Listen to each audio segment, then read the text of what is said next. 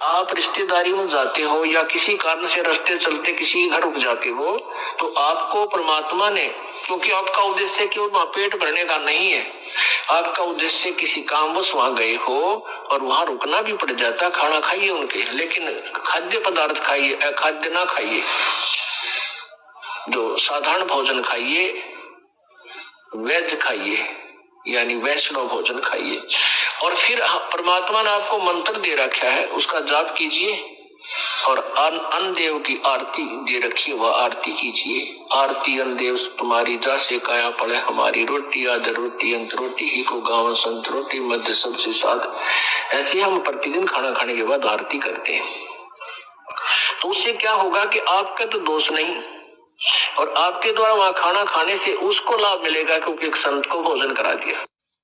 जैसे आप ब्राह्मण बनिया अक्षत्रिय शूद्र ये चारों कुल ऊंचा और निग्रह द्वारा न जावे योगी जो जत इंद्री सूचा। जो निग्रह इन चारों कुलों में यदि कोई गुरु विहीन है, जिसका सदगुरु नहीं है और वो भगवान भक्ति नहीं करता है, इनके द्वार पर मांगन भी ना जाइए, चाहे वो कितने ऊंचे हैं कितने अच्छे हैं।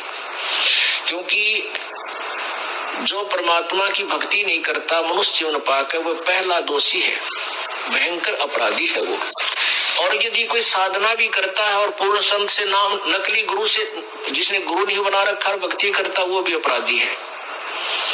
और जिसने गुरु नकली झूठे बना रखे वो भी महाअपराधी है।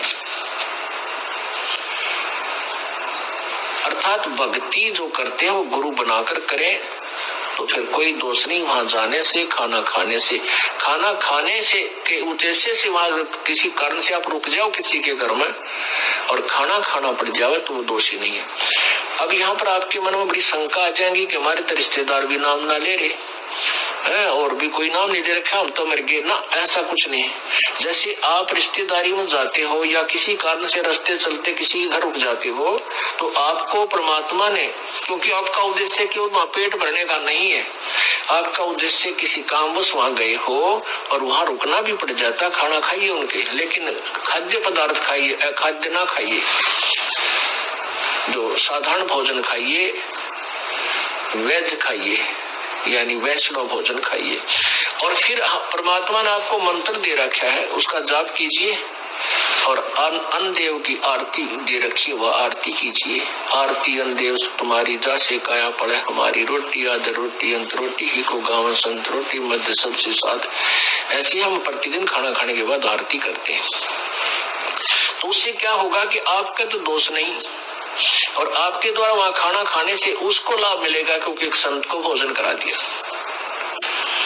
और जो नाम नहीं ले रखा, जिनके पास उपदेश है ही नहीं, वो नकली संत बनकर जगह जगह खाते फिरते हैं, कहते हैं वो तो टट्टू बनेंगे, उनके फिर अगले जन्म में देना होगा। ऐसे इस तत्व ज्ञान के आधार से आपने अपने भक्ति मार्ग को बचा के रखना है और अपनी क्रिया को भी सुचारू बना